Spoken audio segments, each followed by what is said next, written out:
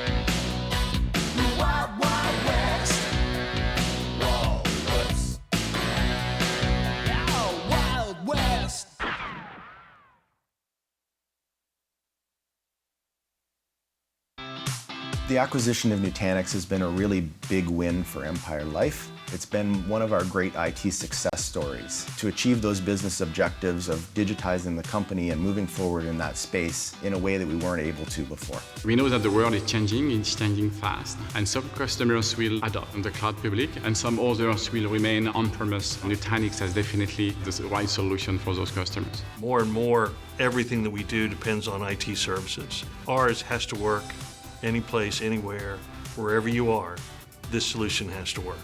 One of the big personal factors of finding the Nutanix platform is I get to sleep at night. It's really simple. It's self-healing. It's able to correct any issues that it detects. We started to look at cloud providers from the external perspective and said we need to bring the power and the scalability of the cloud on-premise for our customers and our business. And Nutanix really helped us do that. We've been able to take essential tasks that we would have essentially done out of hours, over an evening or over a weekend, and we've been able to then do that within normal working business hours because of the technology benefits that the Nutanix solution brings. We're then able to spend that time doing other essential work elsewhere. Ladies and gentlemen, please welcome founder, CEO, and chairman, Nutanix, Dheeraj Pandey.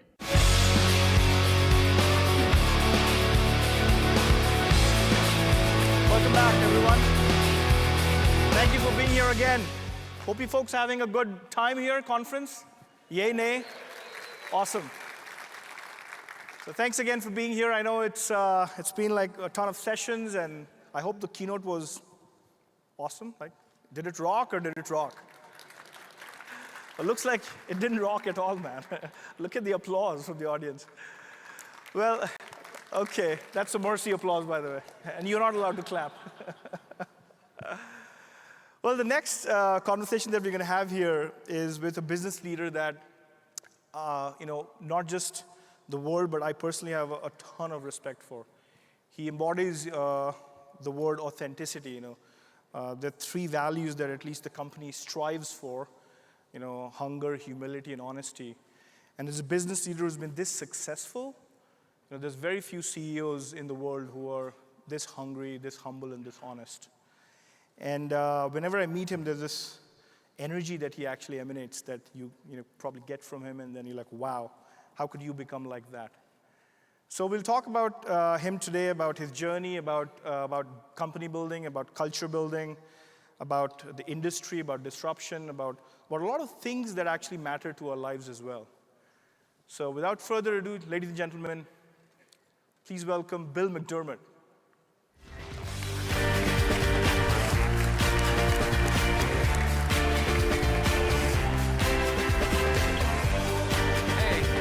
Dheeraj, how you doing, man?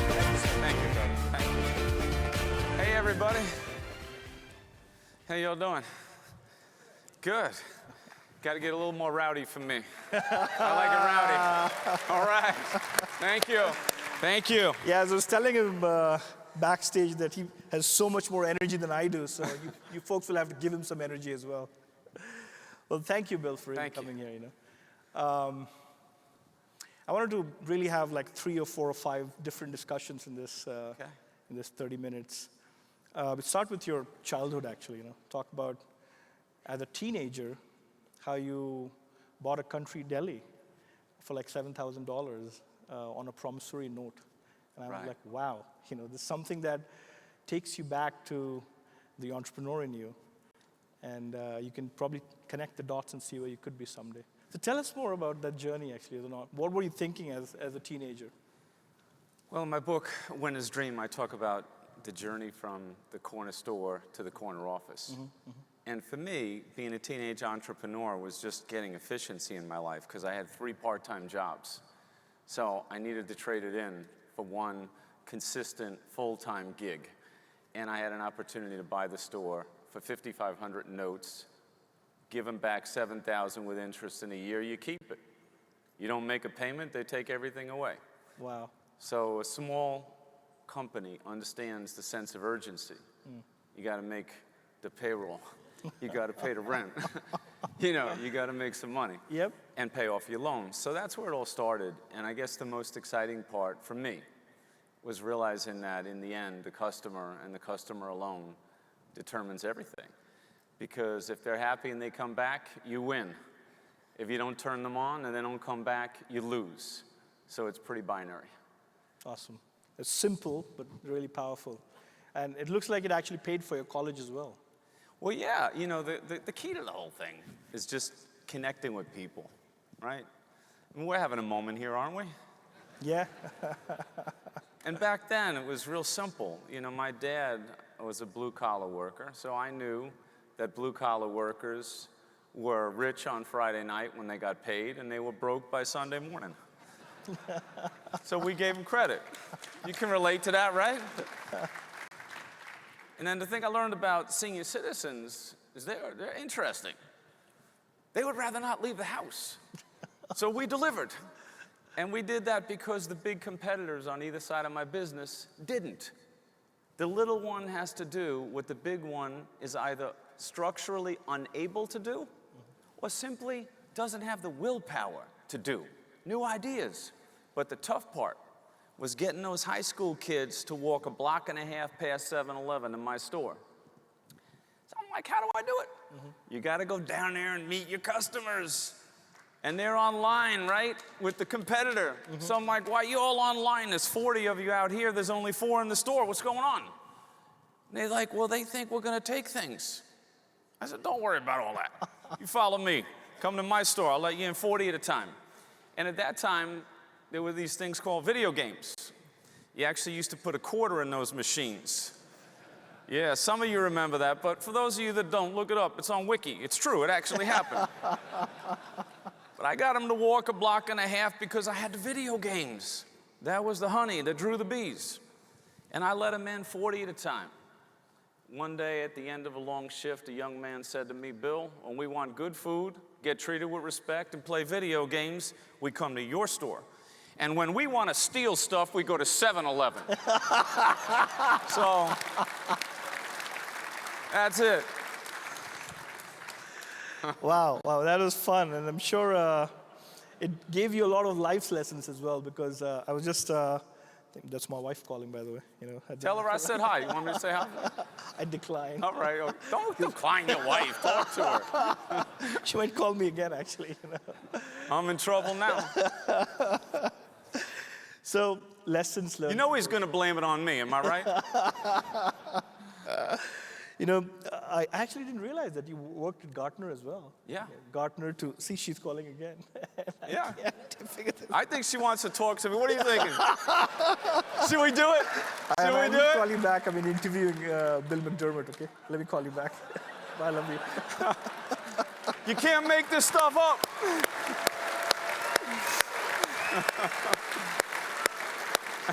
We have 3 kids, and the eldest is 6.5, so probably the twin girls have made something. Right. Done something. So she was. By the way, we didn't rehearse this. I want that on the record. So Gartner to Siebel to SAP. Tell us about Gartner and Siebel before we get to SAP itself. Well, I think the main learning is where you start, right? So I was at Xerox Corporation. That's where I got my start. And I guess the thing that I've carried to all the others is that great sense of work ethic and realizing that you can get anything in this world you want if you help enough other people get what they want. That's it. It really isn't that hard. A win-win. It's a win-win, but you got to have empathy. You know, you have to show great interest in people. It's more important that you're interested in them than they find you interesting. You understand? Beautiful. And one of the things I learned about this is, you know, once you get like the dream job, I'll never forget getting my first job at Xerox. It was unbelievable. I promised my dad I'd come home with my employee badge in my pocket when I left on the Long Island Railroad. I go in for that long ride into New York. I read the annual report, the then CEO. By the time I got to New York, I'm thinking like him, man. I want to be him, you know? And then I get to the hiring center with my $99 suit in from Amityville, Long Island. You got the picture, right? And they're all lined up on top of the sixes, Princeton, New Jersey, Greenwich, Connecticut, perfect schools, perfect attire. Like, geez, man, I might have overshot it with my father, guaranteeing him I'm getting the job today, you know? But what I learned is as I would talk to people, you know, because that's what I did. I talked to 500 people a day in the deli. I said, I'm not going to panic here. I'm just going to go with my strong hand. And my strong hand was just starting conversations with everybody. And I'm like, hey, what are you in here? What are you trying to get done? What are you up to? What are you trying to accomplish? Besides being a little shocked, you know, they would tell me, well, I'm playing the field, I'm interviewing here and there and everywhere. And that was the moment I realized it was my day. You know why? Because I wanted it so much more than they wanted it. So I get to my last interview of the day, I think it was number 9. I get into the big boss's office overlooking Central Park. I look over his shoulder. I'm like, this isn't an interview, man. This is a fight for my life. Because if I get this job today, I could take control of my own destiny. We have a great meeting. Everything perfect. At the end of it, he said, Bill, thank you very much for your time. And the HR department's going to get in touch with you in the next couple of weeks. Ever hear that one before? So I said, Mr. Fullwood, I don't think you completely understand the situation, sir. He kind of looks at me with that head tilting. What's this kid up to? I said, I haven't broken a promise to my dad in 21 years, and I guaranteed him I'm coming home tonight with my employee badge in my pocket. Wow.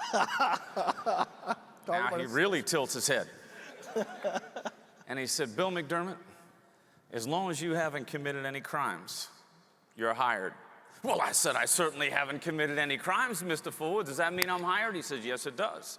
Of course, I went around the table, picked him up, carried him around a little bit. I placed him safely back in his chair. I went in the elevator, down 38 floors, 57th and 6th, called up my mom and dad. Quarters in the phone then, too, you believe that? I said, Mom and Dad, we're gonna celebrate tonight. I got the dream job. Break out the Corbel. Woohoo! For those of you that don't know, it is the cheapest champagne that was ever manufactured, believe me. So, you know, the hard part about all of this is maintaining a single lesson, which is after you get the dream job, you got to do something with it, right? So I'm in a situation, I get out of training class. These are the real stories. Walking Fifth Avenue, 95 degrees in August, with a copier on my back, an electronic typewriter in one hand, and a briefcase with brochures in the other. I mean, that's hot. I get to the brownstone where we got the lead. I go up 4 flights of stairs, no elevator, of course. Doors open. I look across the room, and there she is. Like, wow. Had to be the CEO. Chanel suit, everything perfect. This is like my moment, right? Feeling good. What do you think happened next? A cat jumps on my shoulder and puts its claws through my $99 suit and my skin. I knew the skin would heal. I was young enough, but I wasn't sure about the suit. So I dropped the briefcases, hold on to the kitty. Love the kitty. Beautiful kitty. Having a moment with the cat. And she said, my goodness, you really love animals, don't you? And I said, especially cats. I'll tell you, Garfield has nothing on this cat. So we have this great conversation. And then it comes time, the senior guy's like, hey kid, take the machine out, plug it in the wall and do the demo. So I said to the woman, do you need to see a demonstration? See, because you plug it in the wall, the copier has a green button, it says start, it makes a copy. The typewriter, it's electronic, it's like that old one, only it's faster. You see, you need to see a demo? She said, of course not, I'll take two, honey. You know, so it's kind of like, read the room. Get rid of the PowerPoints, loosen up, be human. So you asked about Gartner and Siebel. You know, I've been very blessed to work with amazing teams that had dreams. And we always set our goals extremely high. You know, one of the most important things is not just the vision and having a purpose behind the vision, but also making sure the team has a goal, but then each person on the team has their own goals. Because we're different. We're 99% the same, but that 1% difference makes all the difference. Absolutely. So we always knew what everybody wanted to do in their life, and we worked with everything we had to achieve those individual and team goals. And fortunately, as a result, you know, things have gone reasonably well for the most part. Awesome. Unison and true norths.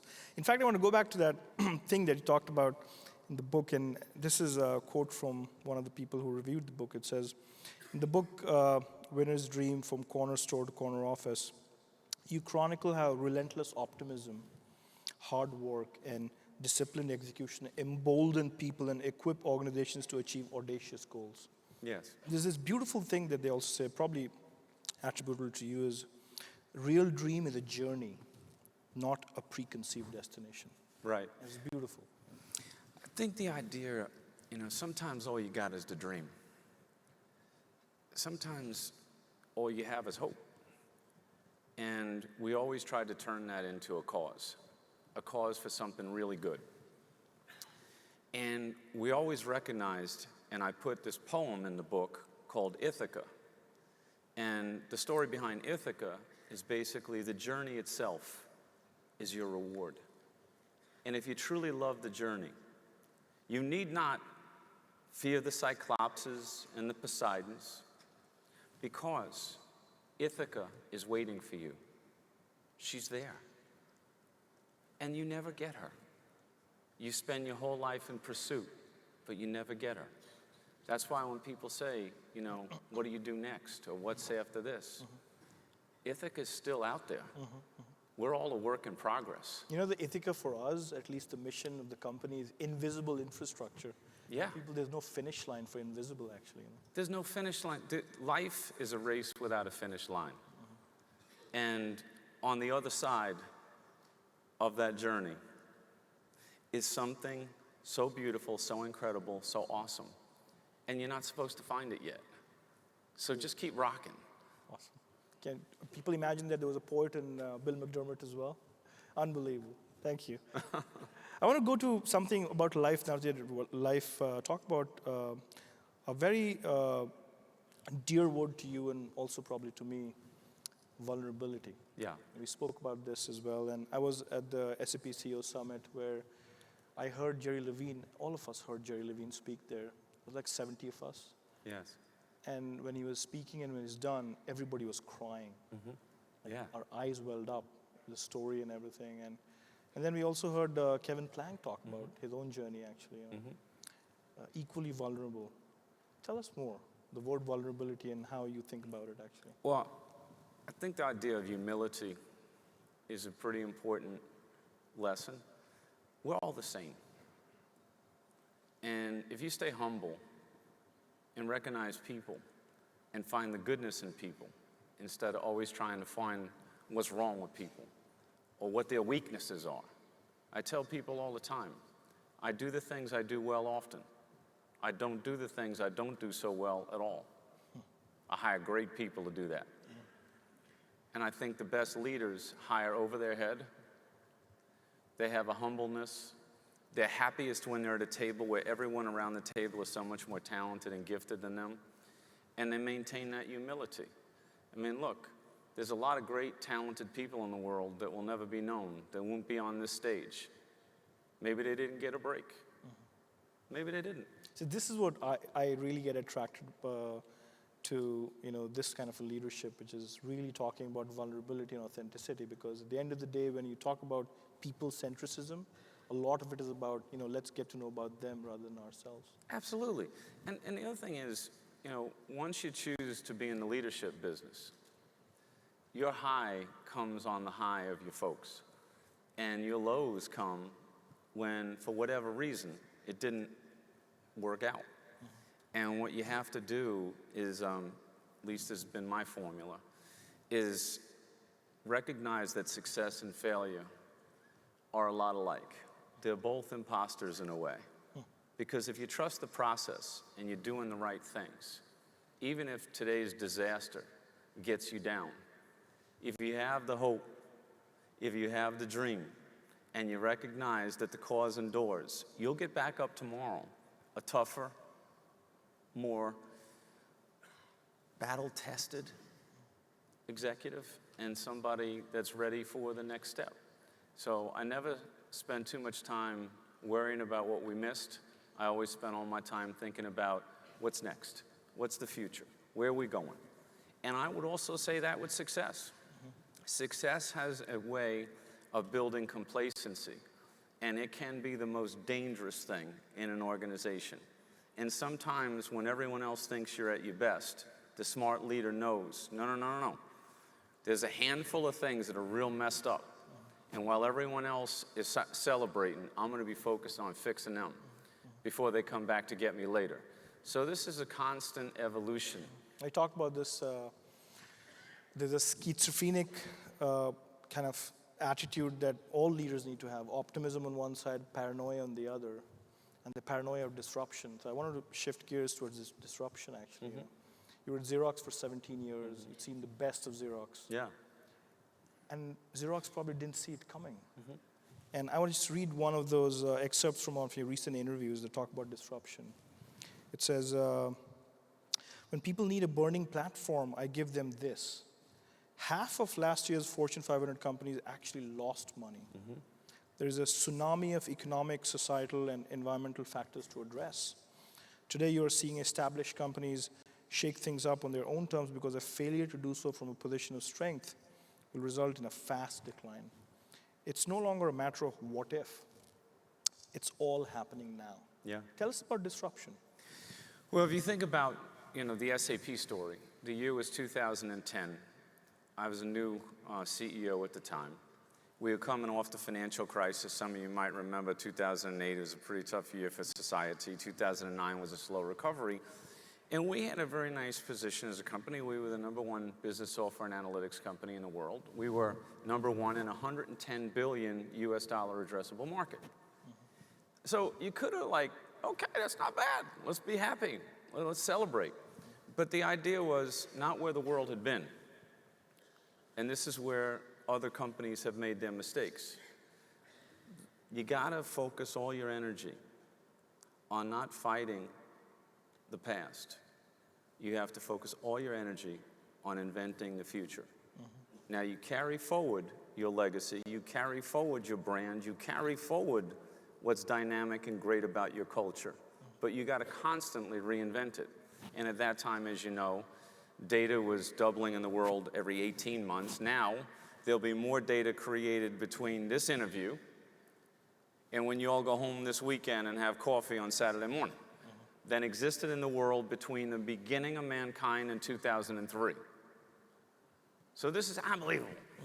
And the idea then was reinvent the database within memory and the HANA platform to fundamentally rethink the way enterprises run. Move all of that ERP and line of business cloud applications, move it to the cloud. Also, move everything to the network, where in fragmented global supply chains, trading partners would want to do commerce together anywhere in the world through an efficient financial network, all in the cloud. And then finally, now you're in machine learning, AI, and IoT. But all the fundamentals of that strategy were devised in 2010. So 7 years later, what's the biggest thing that I could tell you? The biggest thing that I can tell you is a leader owes their company a vision, and ours was to help the world run better and improve people's lives. And why does that matter? Because purpose matters. You can't keep getting your company younger by 1 year every year without hiring young, brilliant people that want to work for purpose. And the second thing that I learned about all this is a leader owes their company an excellent strategy, without which the great people will just work harder and harder and somehow dig a ditch to nowhere. You have to have the strategy down. Once you have that, and those fundamentals are there, the building blocks can evolve, they can change, they can shift a little bit, the ecosystem can revolve around them, but you've got to get the core nucleus of vision and the strategy absolutely right. And you talk about obviously navigating as the shifting sands of time and competitive landscape. You talk about one thing, which is productivity. Again, in your interview, you talk about productivity growth. And productivity is important for this audience, by the way, because this conference is about productivity of machines and productivity of people. Right. You know, in the space of infrastructure. How do you make machines faster? How do you make people go faster? You know, having to do things with one click, what they used to do in months can do in seconds and so on, you know. So this is pretty near and dear to me as well. You said productivity growth has gone to zero. We are destroying value for the next generation. We need to step change in productivity, and we need to reimagine everything you do. And it ties back to your new tagline, run simple. Yeah. Tell us more about simple and productivity. The idea between being, quote unquote, the run simple CEO, and I will tell you, when that idea first came up, it was not met with a lot of adornment. You know, people were like, what are you talking about, run simple? We do very sophisticated things. We build the most sophisticated software in the world. Supply chains, manufacturing, services, everything. How can you go for simple? The most protractable enemy in the modern economy is complexity. And therefore, it was incredibly important to help the world run better and improve people's lives, to make the user experience gorgeous, to make everything, as you said, click, done, simple. And all the sophistication had to be behind the scenes. The ERP had to be 70% lighter. Everything had to be on a modern database, natively built into the ERP system, cloud, everything ready to go for commerce between and within companies and enterprises in every industry all over the world. This was simple. Now, simple is also a race without a finish line, and you have to stay with it. But if you look at most companies today, you mentioned Under Armour earlier, you know, Kevin Plank, his #1 thing right now is simple. We're just going to run simple. And they're using the SAP technology to do that. How many of you go to work and say, man, is this place just too complicated or what? Whether it's the technology, the processes, the paperwork, everything. Show of hands, who thinks the world's too complicated? Are we ready to push back? Ooh. So I think that is really, really key. I had a millennial person with me when we bought Concur, and we went out there to meet with Steve Singh in Seattle. And as we're going, I said, what do you think of this Concur travel and expense application? He goes, Bill, if I never had to fill out an expense report again, I tell you right now, you don't owe me a raise. I'll forego the raise. So you have to take things that perform functions for people, that make their life better, make it simple, and help them get their work done. I don't think the idea between machine learning or artificial intelligence or any of these breakthrough modern technologies is necessarily about replacing people. I think it's about simplifying, radically automating processes so the humans can do things that matter so much more. Because there's one thing that the human being has that the world needs more of: judgment. And if you're tied up with all silly stuff that's just corporate complexity, your mind is melting down in things that don't really matter. The things that really matter is, Do we have a single view of our consumer? Do we know them in every channel? Do we have a feel for them in social? Can we make them any offer anytime in real time so she's totally happy? You should be a spokesperson for Nutanix, by the way. Yeah. Well, I thought I was. No.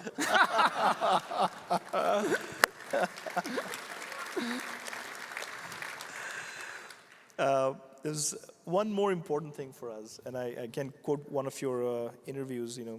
So as a company, we're getting deeply committed to things like girls in tech, women in tech, diversity.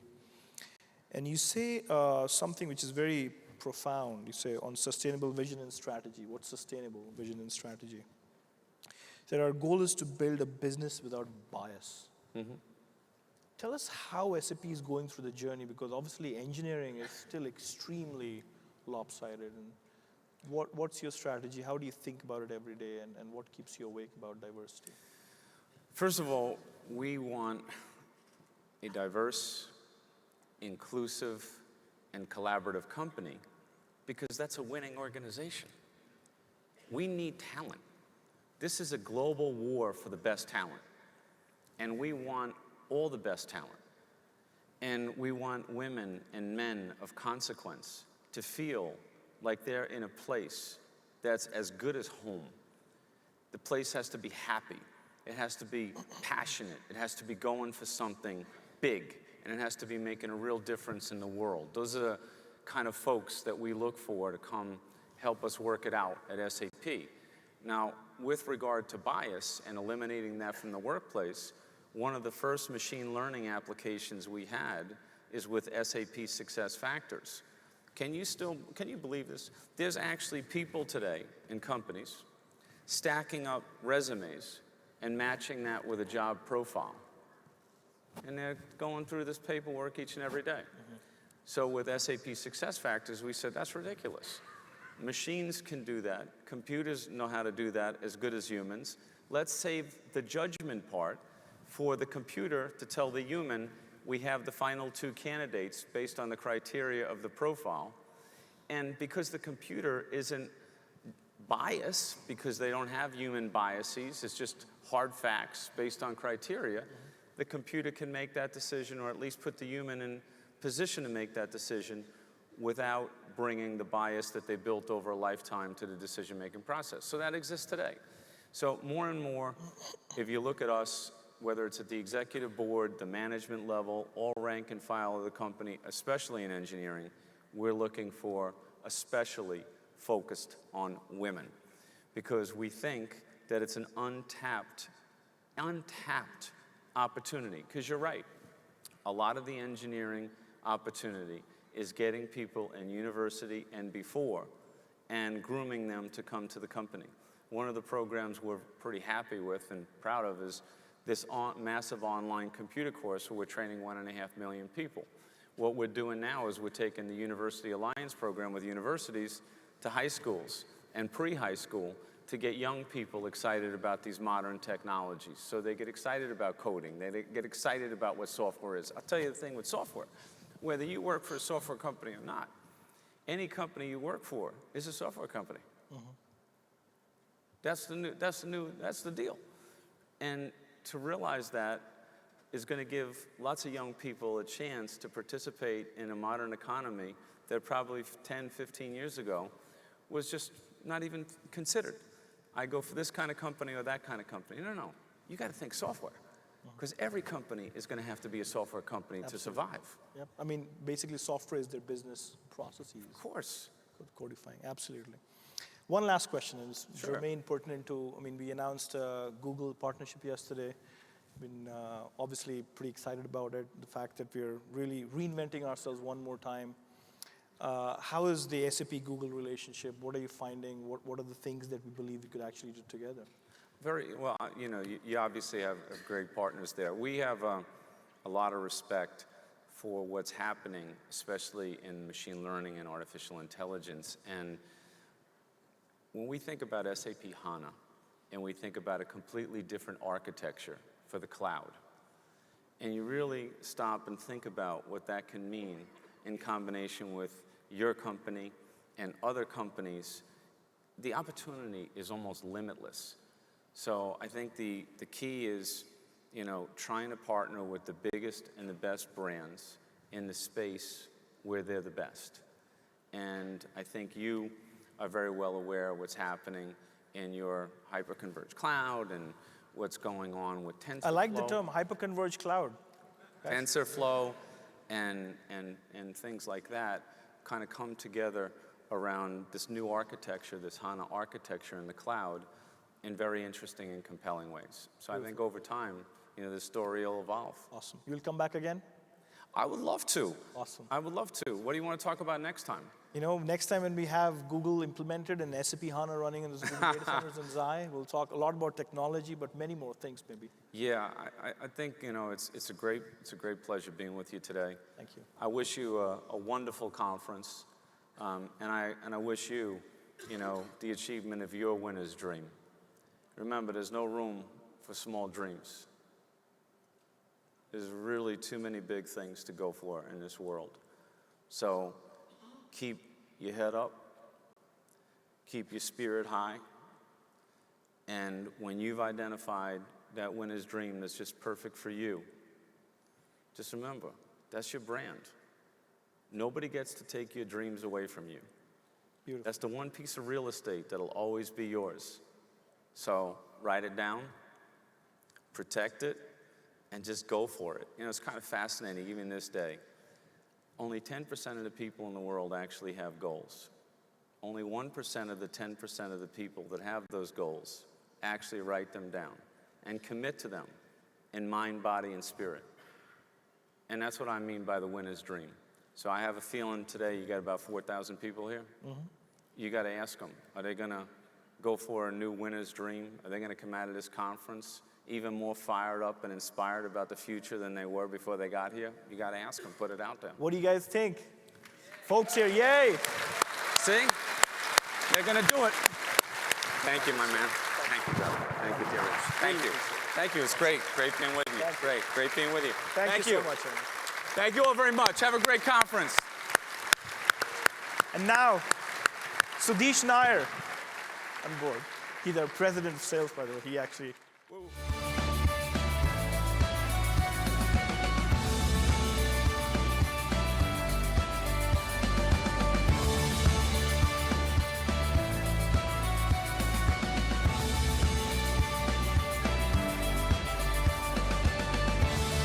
Now that was, I don't know what I'm going to do to follow him. I'll tell you what, the smartest thing Dheeraj did today, you know what it is? The smartest thing that he did today, not picking up that phone and giving it to Bill. I mean, the guy is such a fast closer. I don't know. I would be very uncomfortable giving the phone to him as well. Look, I think that was fantastic. I mean, I don't know how to explain it. It is fantastic to sit there and listen to him. I want to start the next sessions. We have some of our partners coming and going to talk about building an ecosystem. But I want to start talking about by bringing the context into music and noise. Imagine you are sitting in a restaurant, okay? A great restaurant, noisy restaurant. And then your favorite music starts playing. For Sunil, that is probably like Taylor Swift, I'm assuming. Right? A lot of dandruff, you see. All that hair.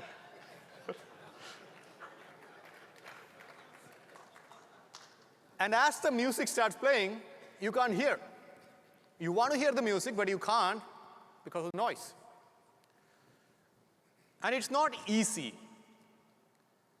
The noise and music is everywhere. It's everywhere in our lives. And if you are a vendor, you have to deal with it. If you're a customer, there is noise. For a customer, legacy thinking is the noise. There are people who say, I don't want to change. Legacy architecture, legacy application, these are all noises that customers deal with. Now, partners, if you're a reseller, sometimes the noise would be the relationship that you have with some of the large vendors. You know that at some point in time you have to change the course. But the business keep coming your way. Maybe not the greatest business, maybe not the right architecture, but the business keep coming your way, you get stuck with that. That is noise. And like I said, vendors, we are not immune to the noise as well. Now, as younger companies, sometimes there is not enough technology and business debt built that we don't have that much noise. And that's why I especially admire mature companies that have figured out how to reduce the noise and listen to the music. In early 2000s and late 90s, Compaq made a decision to ignore the noise and focus on Microsoft only. In the early 2000s, VMware made a decision to focus exclusively on Intel to deliver value for the customers. And that's why I'm excited to talk about Lenovo, because Lenovo made a decision to focus on Nutanix and AHV to unchain the complexity, unchain from the legacy way of thinking. You could say that together with Nutanix, Lenovo is trying to build Unchained Melody. See, a lot of millennials, you don't know Unchained Melody, go Google it. You will find it. Let's play a short video, and after that, we'll invite the guest.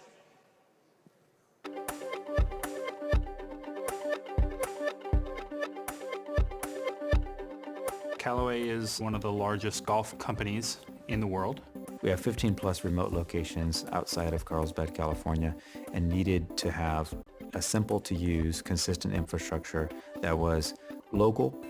Nutanix on Lenovo has their Prism software, which is a single pane of glass that allows me to manage our entire virtual infrastructure to one-click update firmware, software across the globe and maintain compliance with security standards and security protocols. It's a game changer. Not only did Lenovo Professional Services come out and rack mount all of our servers, they also did a very in-depth knowledge transfer. We're getting cost savings in the hardware layer because we don't need to purchase dramatic, extravagant storage units to run our production environment. The amount of time that I spend on any given day to maintain this infrastructure has now been cut almost to nothing. Lenovo and Nutanix allowed us to standardize and simplify the environment at every global site. It allowed them to focus on what was important to the business and our customers. I think this is one of the few solutions that my boss didn't challenge me much on. I can't imagine we use any other partner than Lenovo to deploy our entire infrastructure globally. Please help me welcome Kirk Skaugen, the President of Data Center Group, Lenovo. I didn't forget. All right. Welcome, Kirk. Thank you. Now that we just saw Bill and Dheeraj, looks like SAP is right there. Let's talk about what Lenovo is doing with SAP. Yeah, so I think we're absolutely humbled. We went a few weeks ago and said that actually SAP is now running their internal HANA on Lenovo, and Lenovo is one of SAP's largest customers as well. But it really started back about 8 years ago. Yep. And we built the first appliance on HANA back in like 2010. We're the first to have a set of full appliances certified. Now we've shipped about 8,000 instances or customers out there on HANA alone. And if you think about it, we were really kind of an early pioneer with SAP HANA on the whole software-defined concept, because we got rid of the legacy SAN back in 2010. That removed a lot of the complexity, the components and everything. So right now, Lenovo has kind of the largest build out and scale out on HANA in the world. It's fantastic. So try to keep things simple, I guess, right? Absolutely. So we just saw the video of Callaway. Are you a golf player? I'm trying, very poor. Well, now you got to do it at least, right? So let's talk about some of the joint wins that we had, and why did customers pick this joint solution as opposed to something else? Yeah, I just crossed 8 months with Lenovo. I spent 24 years at Intel managing their data center group, and at the end of the day, about 1994, I was actually the first x86 person dedicated to servers at Intel because the world was all proprietary. And since then, the whole world's been moving to software-defined. So if you look at Jiffy Lube or Beam Suntory, who's the third largest premium liquor company in the world, we all know the importance of getting premium liquor at I'm sure our reducible audience knows cost. that really well. So. But it's really the innovation at Lenovo and Nutanix that we put together. So we're now merging our your Prism software with our Xclarity management. Yeah. So basically single pane of glass management. What we found together is we've solved the converged compute and storage solutions. Some of the problems are going to the network. So a long time ago when we acquired IBM's X Series business, they had also acquired Blade Network Technologies. Yep. So now we're putting something called Think Agile Network Orchestrator together. And what we're able to do is basically auto-configure the physical network against the virtual topology. That's pretty cool. Yeah, so that's eliminating a lot of the manual network provisioning that we had to do that was causing human error and cost and downtime and those kinds of things. And is that what you guys were discussing last week? There was a conference? That's right, that's right. Yeah, so we had our what we call Transform conference. So next month, we're celebrating 25 years in x86 servers and 25 years of the ThinkPad, for those of you that are ThinkPad customers. But we announced 2 new brands last week rather. It was the largest portfolio introduction in our history, but it was really founded on lack of legacy. Yep. So we don't have a big SAN business, we don't have a big router business to protect, and that's why I think we're being such great partners with you, is we're just out trying to solve the customer problem. So we're starting with hardware. ThinkSystem is really the data center infrastructure. So we've been #1 in customer satisfaction and in reliability for many years in a row now on x86. Yep. And then we're putting Think Agile on top of that, which is really the new brand for software defined. It's fantastic. Yeah. So with Nutanix, what we did is we basically have announced 2 products with you. We have a Think Agile SX, which is a turnkey rack, compute, network, and storage, all in the same rack, configured with one management entity, so you can get management all from a single vendor. And then we have the HX appliance, which is, again, fully around Nutanix, and we think a best-of-class offering. What we tried to do is kind of re-engineer the whole thing from the grounds up. So the configuration now we're trying to do in about half the time of anyone on the planet. We're trying to ship it in half the time of anyone on the planet. And then we're putting a service offering where you get dedicated support directly to a second-line person, so you don't get a runaround between the network, the storage. Customers don't like runaround, that I can tell you. Yeah, absolutely. So our goal, very simply, is to be your fastest-growing partner, not just last year, but do it again this year. I know. That is fantastic. Music to my ears. Yeah. So thanks very much for the partnership, and we look forward to Legacy Free. Absolutely, sir. Thank you so much. Thanks, Kurt. Appreciate it.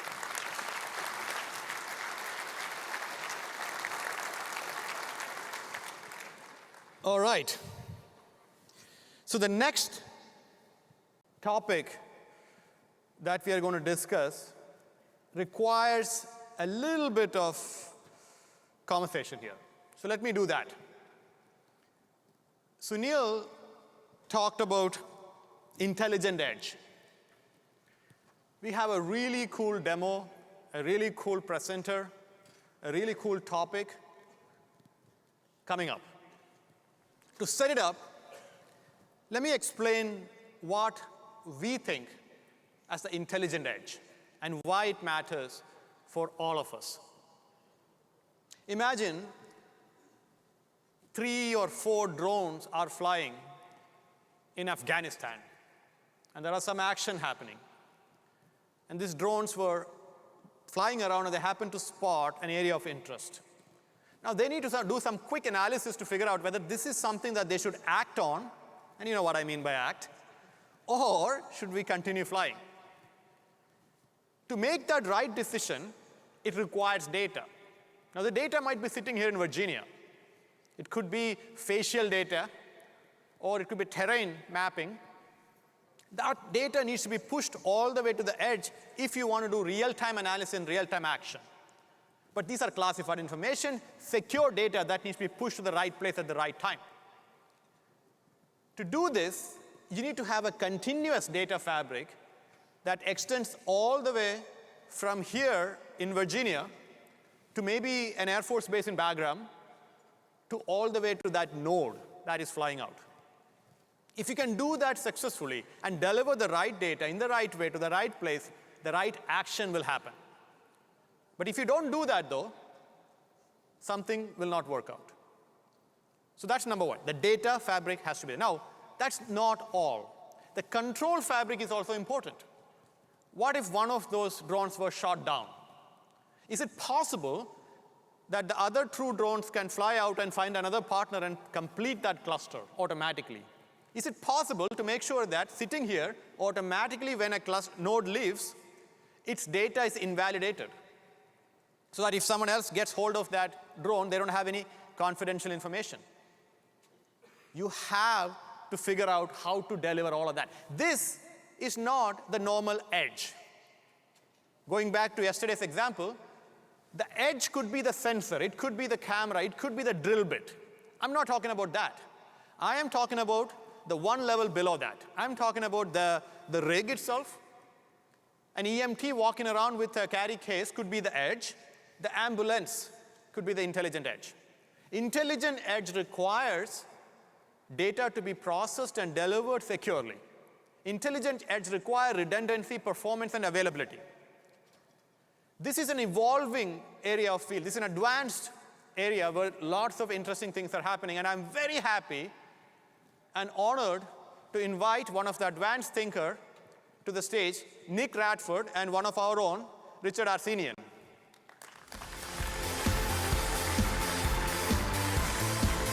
Good luck, buddy. Thank you very much. He's extremely nervous. I think he had a couple of drinks, so let's see how it goes. Had a couple gin and tonics. All right, buddy, don't worry. I think I'm going to need that. All right. Thank you. To get the presentation started, I'm going to need a little bit of audience participation. We're trying to do a live demo, and I think everybody here understands the perils and potential pitfalls of a live demo. So if everybody could kill the Wi-Fi in your phone, if that's possible, it would really help out. I know that would be a lot to ask for a bunch of millennials with the Snapchats and the Instagrams, but if you guys can just kill the Wi-Fi on your phone, it would be greatly appreciated. So good evening, my name is Nicholas Radford, and I'm the co-founder and Chief Technology Officer of Houston Mechatronics. We're a robotics as a service company serving primarily the oil and gas segment. We're actually from Houston, as it turns out, and it's funny because every time I give somebody my business card and they look at it and they say, oh, Houston Mechatronics, where are you guys located? And it takes every fiber of my body not to say Orlando, but I don't, and we continue on. We were actually flagged recently by the Silicon Review as one of the top 10 fastest growing robotics firms in the country, so we're really excited about that. We were founded 3 years ago by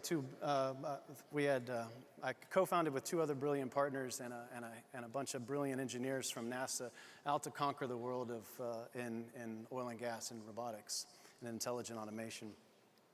I spent 15 years at the Johnson Space Center, honored and had the opportunity to lead a lot of NASA's flagship efforts in humanoid robotics, wearable robotic systems like exoskeletons, and electric vehicles, because it turns out there's no gas stations on the moon. But what I'm here to specifically talk to you guys about today is where robotics started, how it started, but then in particular, where it's transitioning next. And I think the next part of robotics, which is so different from the factory stuff that you see here, is really important because it's going to redefine how we collect data, process data, how that data is shipped around, where it's stored, how the post-analytics turn into decisions for the robots. But Unimate from Universal Automation, installed in 1961 in a General Assembly and a General Motors plant in New Jersey. And as the kids say these days, it went viral after that and really changed the landscape of automotive manufacturing in America and really worldwide, and obviously went into a lot of other areas into our lives in terms of and how these industrial robots were used. But today, the problem is so different. Today, the game has changed. It changed back then. It's still changing. You know, to overuse a phrase, the game is changing. But it truly is, because this is where we want to put our intelligence systems to operate. We want to put them in the real world, real environment, We obviously know that the real world and the real environment is messy. I'm sure this looks like a lot of your children's rooms, and heck, probably half the people in here, the room looks quite like this. But it's a very different problem. It's not the structure of the factory. It's messy, it's real, and it's in and around us, and specifically it's human engineered. So there are a few early examples of this. You know, you get robots that perform these services, if you can call it that, where they mow your lawn, they'll clean your pool, they'll vacuum your house. And they do it with varying degrees of success. But let's face it, we're all a bunch of tech nerds in here, right? And if we wanted to, we would, the real solution to everything is, of course, a humanoid robot helper that does everything for us. But until there's a real big, strong business case in the commercial, consumer, industrial market, we're going to be stuck with Roomba for my robot instead of Sunny for my robot. But actually, it turns out, and this is what the great opportunity that myself and my colleagues that I was so honored to work with at NASA got the opportunity to work on, is that there actually was a business case in the federal market, specifically in spaceflight. Probably only one of the places where the labor of the employees in space justifies developing a multi-million-dollar space robot helper. And so NASA started off on this journey back in the day with this concept, Robonaut, back in 1996. How do we create a robot that has the dexterity of an astronaut so that they can hang out, you know, just like everybody's seen Star Wars and Data of Star Trek. But this is the dream that we had at NASA.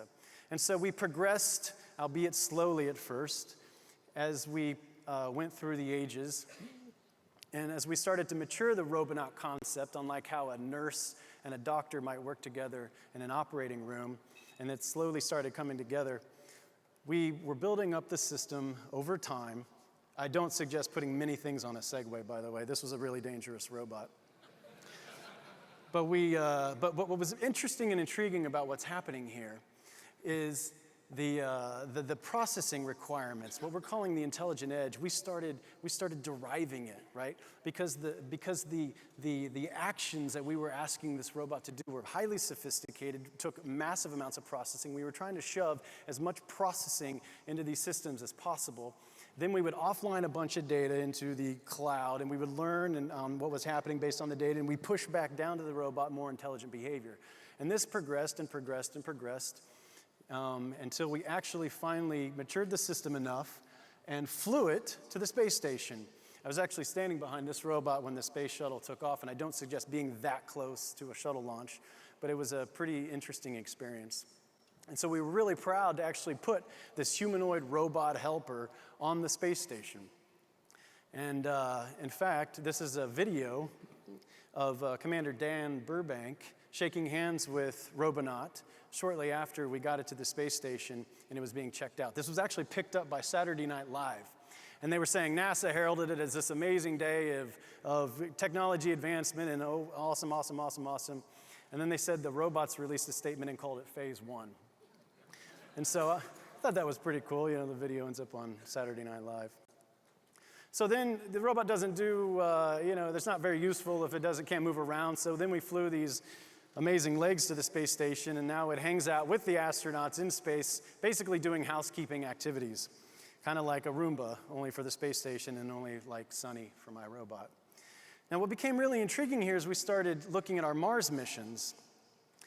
And we don't really need legs in space necessarily, they climb around, but on Mars you might want a system that is more like us, bipedal, that can adapt to the terrain and walk around. And so through the development of the Valkyrie project, which was derived specifically out of the Robonaut program and the robots before that, we started making more of them. And here's where it gets really interesting.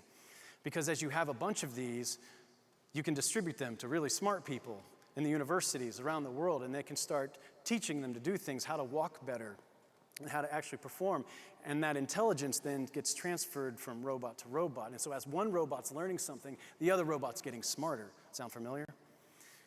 So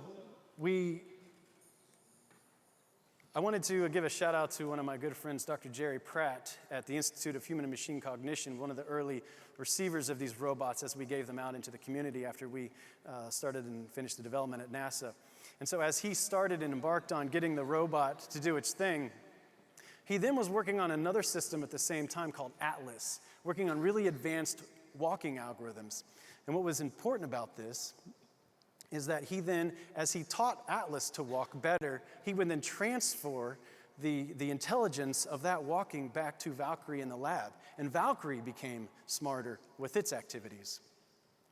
So here you have these deployed systems that are incredibly intelligent, that take massive amounts of processing, that are actually learning from each other and getting smarter. So how does this relate back to what we're doing at my company in oil and gas? Well, being inspired by the developments that we undertook at NASA, being afforded the opportunity to work on just such amazing developments and systems, we have taken that technology and been able to commercialize it into the oil and gas segment. And one of those technologies that we're going to talk about here and hopefully do a live demo if enough of you guys turned off your phones. Are we good? Yeah, we're good. Oh, wow. Holy cow. I didn't have much faith.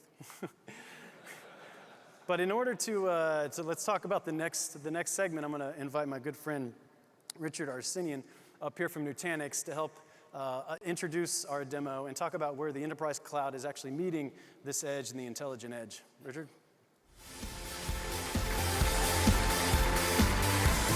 Thank you, Nick. Pleasure. Thank you. So I must say, sitting out in the audience, and everyone probably could attest to this, that it's amazing to see your journey through NASA, especially the developments of human robotics. And I was wondering, being at Houston Mechatronics, what else have you developed there that potentially you've commercialized and brought down to the greater enterprise? Well, the robotic systems that we specifically work with are the ones that are the inspection, maintenance, and repair robots that are deployed in really remote settings where you may not have the greatest communication. And they do work, and so they do work as they do their inspections and repairs and whatnot.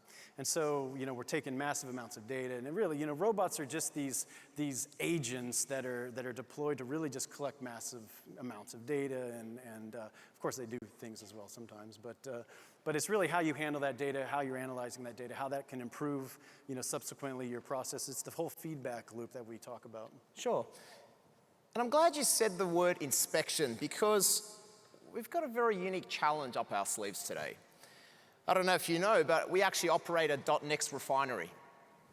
And this .NEXT refinery actually spans, geographically throughout the United States. It's made up of over 2.5 million miles of pipework, so it's pretty dense. But we've also been exposed to a lot of challenges with maintaining this kind of equipment. Every now and then we got a breakage, we got some sort of leakage. We spend millions of dollars maintaining this, but then there's also the operational side of it, right? Oil, gas, that sort of stuff, hazardous, toxic materials. So I was wondering, what kind of a solution do you have in place to help us, alleviate some of these challenges?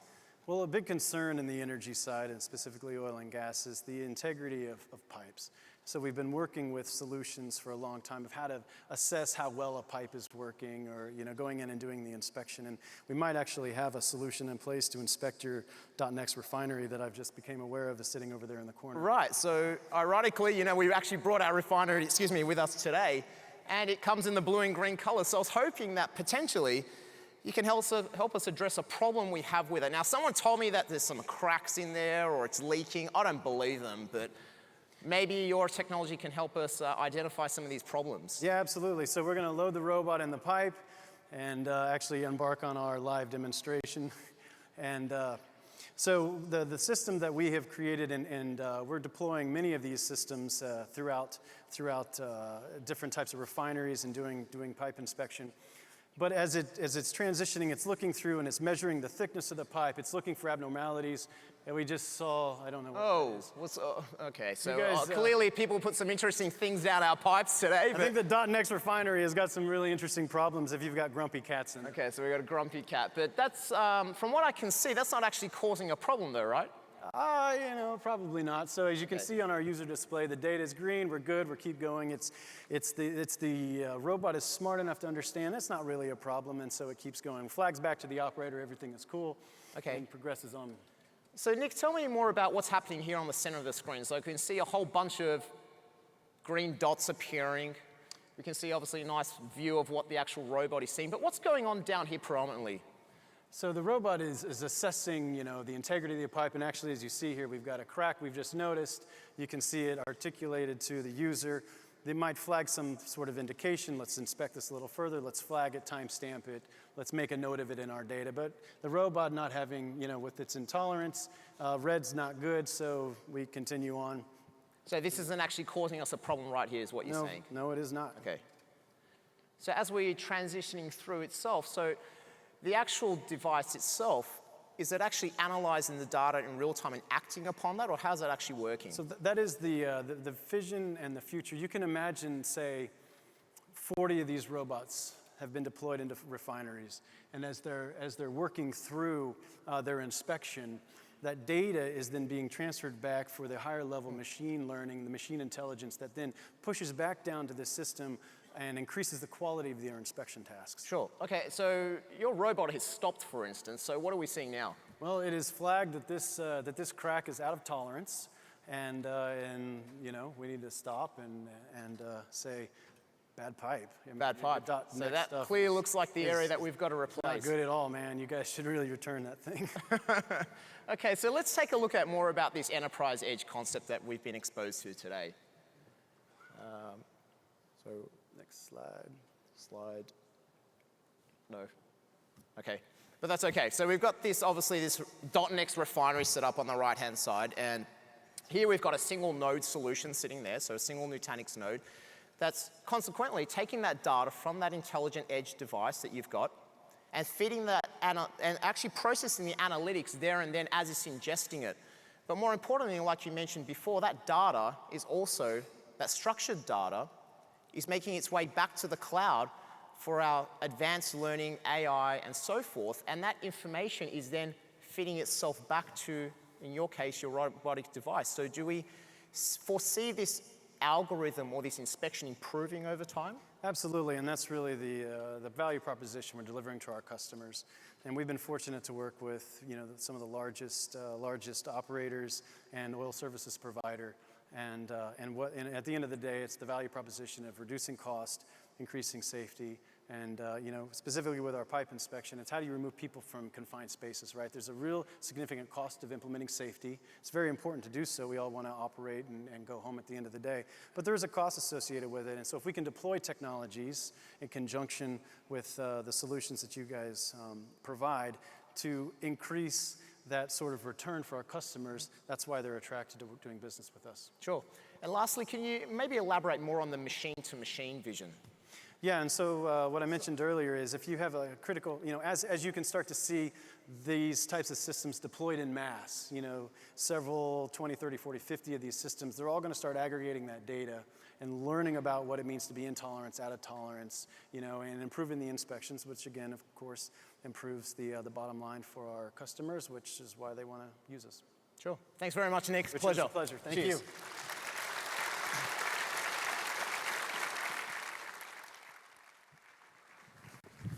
All right. I do need the clicker back, Richard. All right, so let me thank you. Thanks, Nick. I don't know if you guys noticed it, that Valkyrie was learning in itself how to walk. It was not pre-programmed to do it. Pretty cool stuff. So let me give you 3 facts. Number 1, all babies are huggable. Okay, all babies are huggable. Number 2, all puppies are cute. Anyone disagrees with that? And number 3, all Canadians are adorable. All right? I'm going to prove it to you. I'm going to prove it to you. The next guest is a Canadian. That's why I'm saying this. The only problem is, as cute and adorable as he is, it almost takes him 5 minutes to make a point. I think some of you know who it is, right? Look, he's one of my dearest friends, someone that I look up to. All of you really, really think highly of him. I know that for a fact. Even people who compete against him love him for the way he competes. Let's play a short video, then I'll invite him to the stage.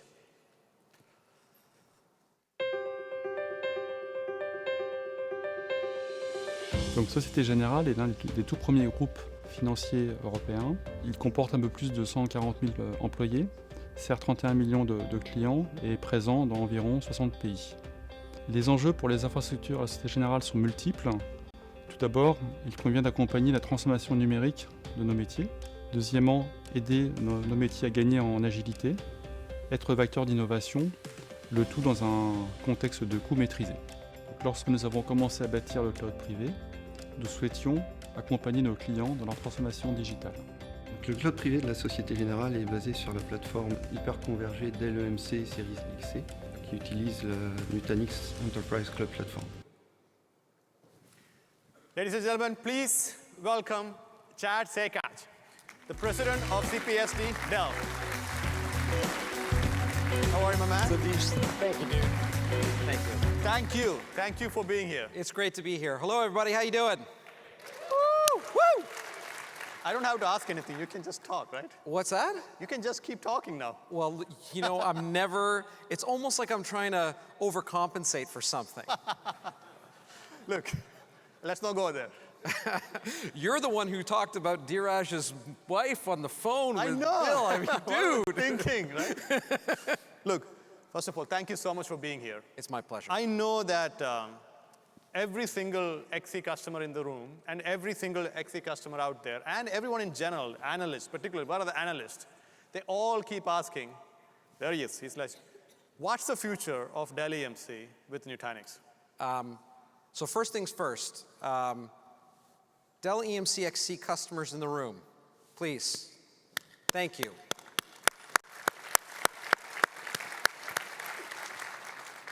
I am going to make things ridiculously simple.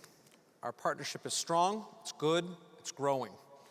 It's based on something that I think Michael Dell believes, I believe, which is customers demand choices. We have choices. Nutanix has choices. Customers have choices, partners have choices. We have to embrace that. We have to deepen our commitment to that every single day, every step that we take. I remember shortly after the merger occurred, I made my first trip out. Do you remember to HQ? I do. And I literally am in the bathroom at a urinal, and somebody beside me comes in, and it's that awkward moment of no one wants to look at each other, and they had a momentary, right? Like, you know, it was, and I was like, it's okay. What's Chad doing here, right? By the way, what's up with you and urinals? VMworld? Yeah, the word VMworld on the sides. You know what, I still don't know who did that. That was I think we know who did it. I love it. But basically, I said this, and Dheeraj, you remember we were doing that thing in Chicago, and somebody asked a question in the audience to me, and I said, look, it's very simple. A, the broad philosophy of customer choice. But it's also due to something very simple, which I don't want to be too crass, but I want to be direct, which is a general Chad business rule principle is don't punch your customer in the face, right? That's it, as simple as that. So we have, you know, roughly around between a quarter and a third at any given quarter, and, you know, over time, that's actually held up pretty steady of the Nutanix customer base or Dell EMC XC customers. What's been interesting is that even though as everyone kind of waited to see what's going to happen, the business has actually continued to grow. We had the strongest Q4, the strongest Q1, and looking like an amazing Q2 together. Yep. So first rule of business, don't punch your customers in your face, and thank you again for being our customers and our partners. The second rule is don't punch yourself in the face. You know, customers are saying that they love Nutanix, and that's great. We do believe in having a portfolio of choice. But I want to say something that perhaps is even more powerful coming from someone who has a portfolio of choices out there. And I want to be, again, very direct and very clear. It is our strategic belief, it's our own vision, that we have to dramatically simplify everything that's going on inside the data center. In some cases, solve the problem that we ourselves have created, right? We share that belief and that passion. Absolutely. We think it's not about hyper-converged infrastructure or converged infrastructure. We share the belief that ultimately customers want to have simple and easy turnkey clouds on premises that extend into hybrid cloud models. We partner with Google about Kubernetes on top of PCF. Some great customers I met today are actually using PCF on top of XC, right? But I'm going to say a statement again that coming from the EMC part of the Dell EMC brand that is perhaps potent coming from the #1 provider of external storage arrays, right? It is our strategic belief that right now, not some future date, but right now, the majority of x86 workloads can work fantastically on top of software-defined storage and HCI scale-out architectures. Yep.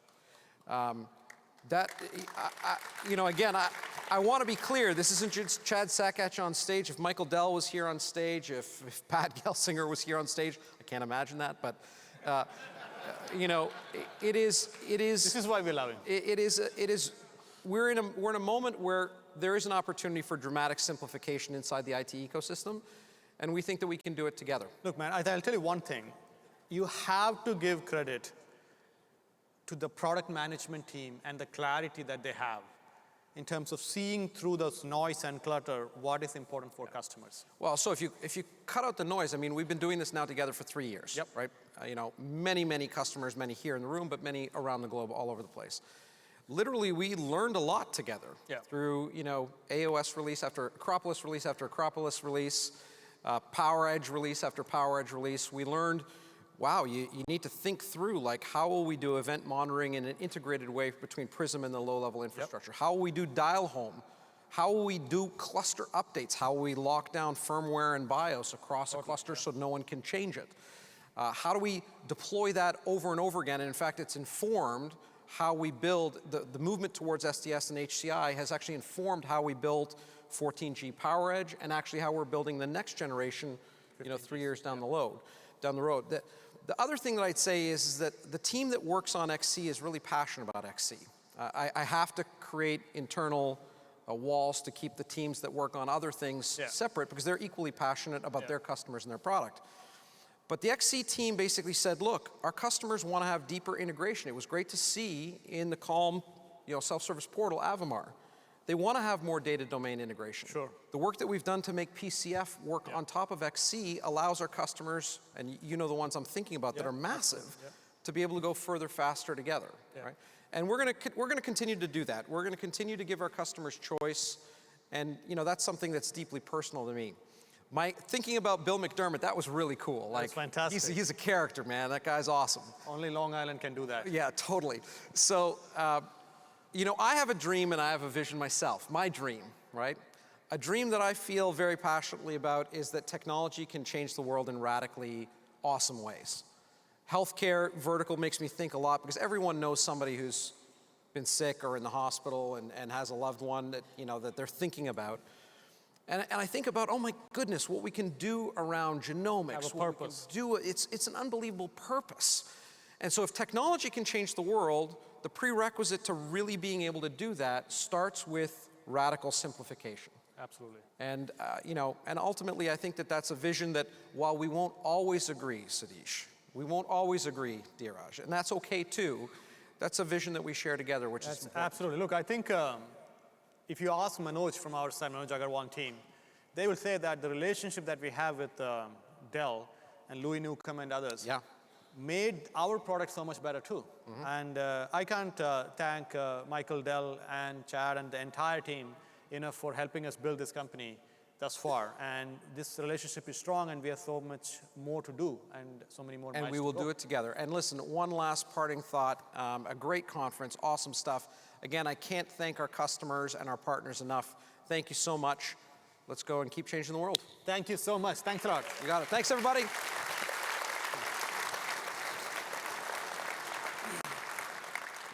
So when Mr. Hairbrain talked about partnership this morning, Sunil Pari, he missed one.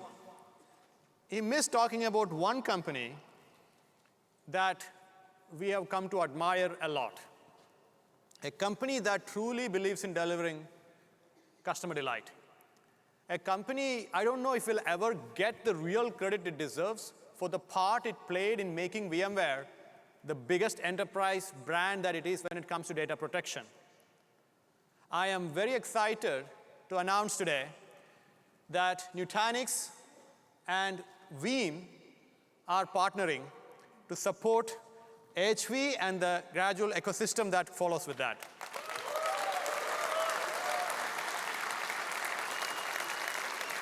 please help me welcome Peter McKay, the co-CEO of Veeam. It's good. Yes, sure. All right. Thank you. It's great to be here. Great to have you, and you can see the crowd loves you. It's great. It's, you know, this is a conversation Deere has kind of started probably about 1.5 years ago. We met in a restaurant in New York. Both of us have a lot of Nutanix customers and feedback. And so we said, look, we want to make some big bets together between Nutanix and Veeam. But we want to do a lot more formalizing some of these great partner and customer successes. And so what we did is we sat down, we thought about what could a partnership really look like together. And so that's what we did. We got together, we talked about a number of really great go-to-market activities, marketing activities specifically to drive our customer experience. But most importantly was around the engineering side. Sure. And so, you know, when we look at kind of your success and some of the things that we've done at Veeam over the 10 years, I mean, it's really been around a lot of the things you talked about in the sessions today around productivity and simplicity. And that's what really has Veeam's been about. It's simplifying what we call the availability world. Availability is kind of, people think of Veeam as, you know, the market as backup and recovery. We think of it as availability. And so when you think about all these applications that companies are running, it's critical for those applications to stay up and running 7/24, 365 days a year. So what we think of in our vision is full availability for the always-on enterprise. And so we built our technology that is strong but simple. Yep. We built our ecosystem that is very powerful and now even more powerful with our partnership with Nutanix, which we're all very excited about. But also, it's our maniacal focus on that mission, that vision of helping our customers stay available 7/24, 365. Fantastic. Yep. That's what we try to do. And so for us, the big announcement that we talked about, one is that we're the platinum sponsor, that we are now the premier sponsor. We got to get that word right. The premier sponsor for the virtualized world for Nutanix, which is very important. That also Nutanix is going to be an elite sponsor, which was one of our partners for Veeam as well, which is one of 5 companies that are the critical partners. Fantastic. And we've been very successful focusing on few but very strong partnerships together. But the last and probably the most exciting is, in addition to Nutanix with vSphere and Hyper-V, is our support now for AHV, which is very exciting, very powerful, and a lot of our customers have been asking for it. And so, thank you. I was hoping you would do that. And we're hoping in the next quarter or two, before the end of the year, that'll be GA and out and ready for customers. Fantastic. Excellent. Thank you, sir. Thank you so much. Appreciate Excellent. it. Enjoy Thanks, the conference. So let's wrap this up. And we have an amazing show at the end of it, so hopefully you can stick around before we go to the party. So, when Elon Musk and the team at Tesla were designing the electric car, all-electric car, I was actually in the room. I'm joking, I was not in the room, you can imagine. But let's say I was in the room. I'm sure someone must have said, an all-electric car, are you kidding me? That doesn't make any sense. What we should do instead is build a hybrid car. Because you see, people like the feel of how a hybrid car or a gas car drives. It doesn't make any sense to imagine that people will be willing to drive an all-electric car, because at the end of the day, there are not enough batteries in the world to power something like that. And I'm sure someone must have said, not enough batteries? That's okay, we can fix that. Let's spend $4 or $5 billion and build a gigafactory to build enough batteries. And I'm sure that same person must have said, even if we do it, even if we go out and build all those batteries, look, people want to drive far. They want to go from DC to Newark. I don't know why, but let's say. No one wants to go to Newark, but let's say they do. Or from here to Chicago. No battery can sustain that long, so you will have to have somewhere you can charge. And this charging station will take forever. So someone must have said, Guess what? We'll have to go build charging stations across the whole country. And let's build supercharging technology that doesn't exist yet and build it all across the country, everywhere where gas stations are. Are you kidding me? Seriously, you want to go do this? Yes, but let me tell you, even if you do that, you probably won't have, by the time you power all those things, you will have to burn so much coal, the whole point is lost. If the greenness is what you're going for, that's all lost because you don't have enough power source. You know what? Let's go and turn every single roof in US into a solar cell. Everyone needs a roof? I'm sure finally that guy must have shut up. This is why I don't like devil's advocates, you know? Devil doesn't need an advocate. The point is, when you look at this picture, what you really see is an ecosystem and an operating system that was well designed and planned and executed by Tesla. And that's why today, Tesla stock is more valuable than a Ford or BMW. It's not accident. It takes effort. It requires tenacity to go out and build it. Tesla went all in. They didn't equivocate. They didn't try to say, let's do this, let's do that. They said, we're going to go all in the right direction, build the right architecture for the right solution for the right problem. When we started, we had an opportunity to say, let's continue to extend and connect to the SAN because people like SAN. It's there already. Why mess with it? Why not attach our management to vSphere? It's easy. People know it. It is simpler. Why would you go build something different? But we said, you know what? The right problem needs to be solved the right way, and we can't get stuck. And we started with solving the core data center. And then 3 years ago, we announced Prism Central and went after the second part of it, which is the Robo. And that became the distributed cloud that Sunil talked about. And this week, we talked about intelligent edge and expanding that to the intelligent edge cloud. But that's not all. We knew that while that's going on, we know that the public cloud as it stands will continue to be around, but at some point in time, public cloud will have to be commoditized too. Because it's owned by 3 major players, and today cloud is sold by them as a box. Don't buy the box, rent my box. Do we really think that's the destination? No. Think about how Apple sells cloud. Apple doesn't come to you and say, how much iCloud would you like to buy today? They don't do that. They will come to you and ask you, would you like unlimited music? Who doesn't like music? Maybe that guy in that Tesla room. Everyone else likes unlimited music. Would you like to have Siri that can answer all your questions? Absolutely, yes. Would you like to keep taking photos even if I run out of capacity? Yes. When you said yes to music, yes to Siri, yes to photo space, you are consuming cloud. The difference is Apple abstracted out the cloud as a box and turned that into a component driven by the applications. That's a beautiful architecture. And that's why when Apple decides to move away from Amazon to, let's say, their own data center, we will never know because our music will be there, our answers will still be there, and our photos will still be there. This is what customers want. This is what Binny talked about. Why should I rebuild my entire app just so it become cloud native? I've done well with my apps. Why can't the cloud become built for my apps?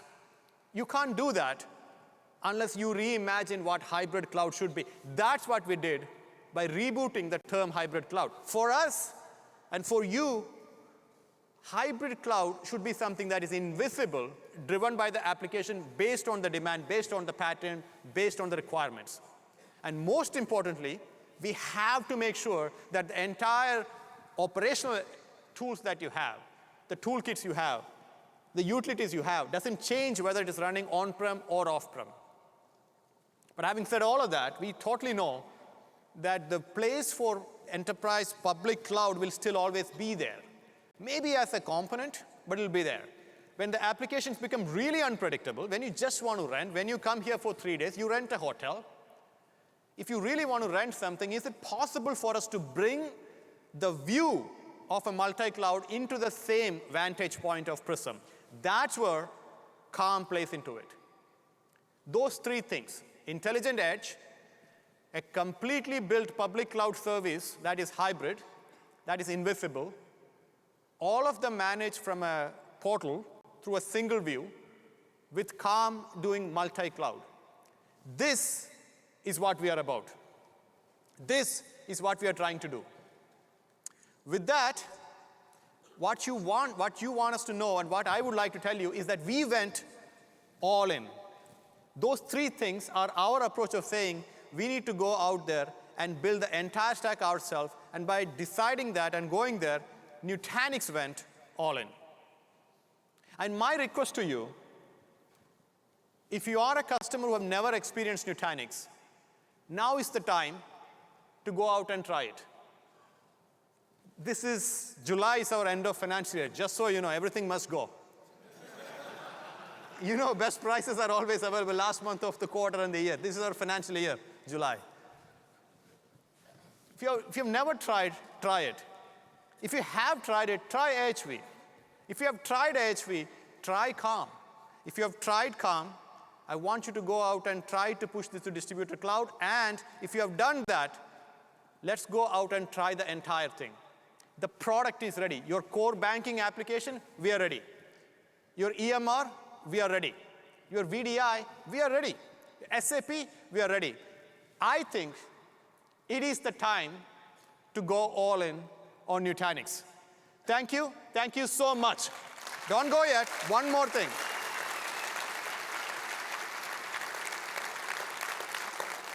Are we ready, Julie? All right. Where are our kids? Are the kids here? All right, the kids are coming. Let's get this thing going. Don't worry, guys. I'm not going to dance. Or should I dance? Should I dance? No, let's go. Good, guys.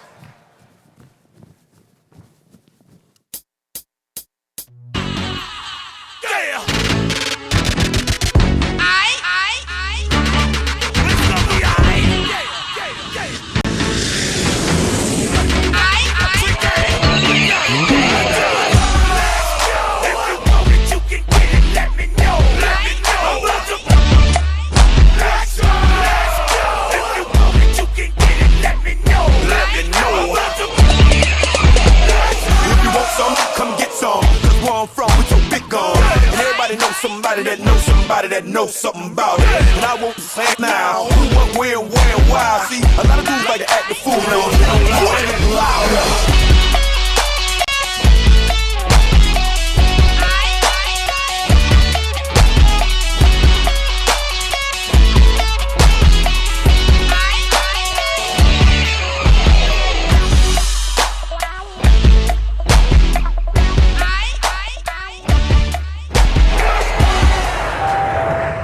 Captain speaking. We've reached cruising altitude. We got clear skies. Should be a smooth ride.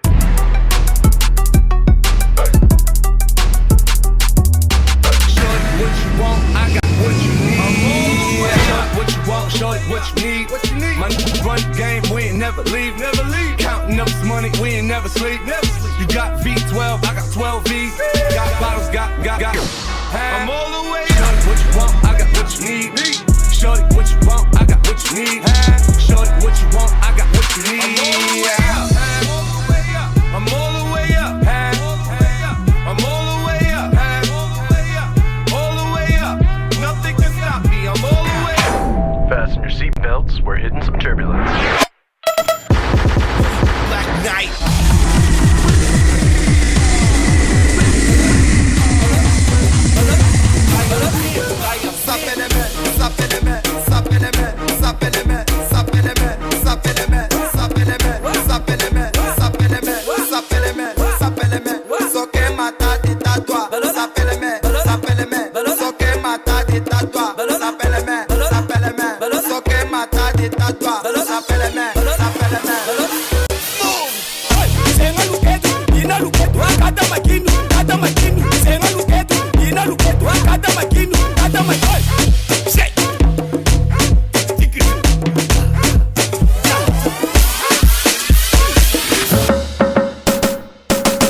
All y'all wanna get like me.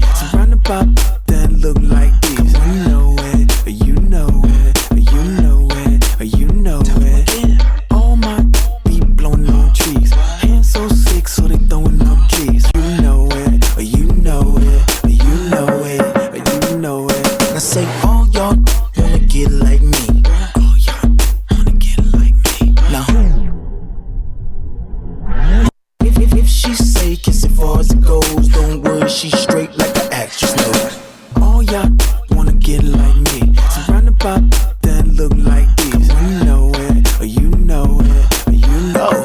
Let's go, baby. Tens across the board. Hold that pose for me. DJ, start the music. Screen up in pumps. Screen up in pumps. Walk for me. Walk for me. Walk for me. Walk for me. Walk for me. Serve. Walk for me. Serve. Walk for me. Serve. Walk for me. Serve. Walk for me. Serve. Walk for me. Serve. Walk for me. Serve. Strike a pose.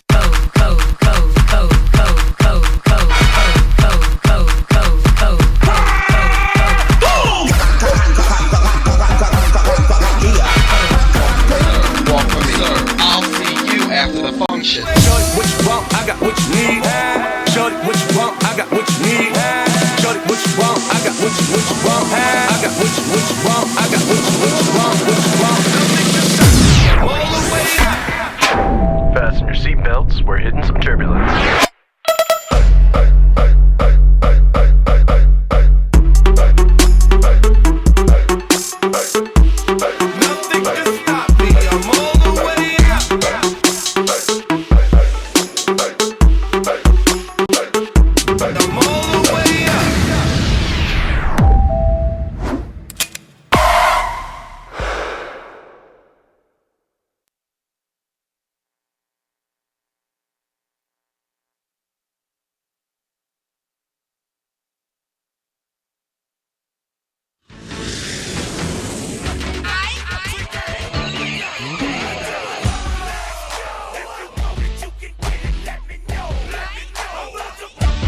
Thank you for attending tonight's session. As a gift to every attendee, you can pick up Bill McDermott's book, Winner's Dream, at the registration desk on your way out. And don't forget the Women's .NEXT celebration starting at 7:30 in the Riverview Ballroom Terrace. And don't miss our .NEXT Street Fest directly out front of the Gaylord at 8 p.m. Enjoy your evening.